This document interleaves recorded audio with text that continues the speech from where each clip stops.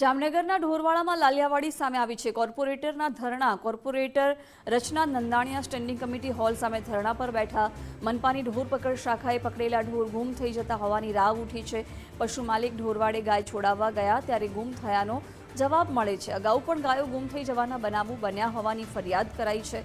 જવાબદાર અધિકારીઓ સામે કાર્યવાહી કેમ નહીં તે મુદ્દે ધરણા કરાયા।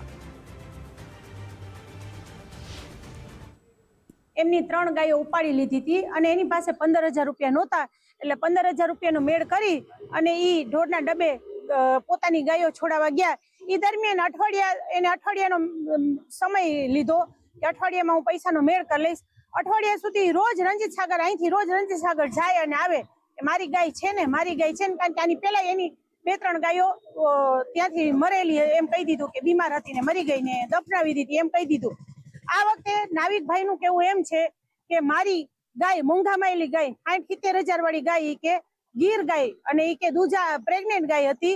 હું 15,000 રૂપિયા લઈને ગયો, મારી ગાય ને ઈ કે અહીંયા ગુમ થઈ ગઈ। આગલે દીનો ફોટો છે કે આગલે દી ગાય હતી ને બીજે દીનો ફોટો નથી। હવે અહીંયા સીસી કેમેરા તો કે બંધ। હવે અમારી માંગ આજે સ્ટેન્ડિંગ કમિટીની બહાર ધરણા કરીને અમે બેઠા કે અમને અમારી ગાય આપો, નતર જે લગત અધિકારીઓની આ વારંવાર બેદરકારીઓ છે ને એને સસ્પેન્ડ કરો।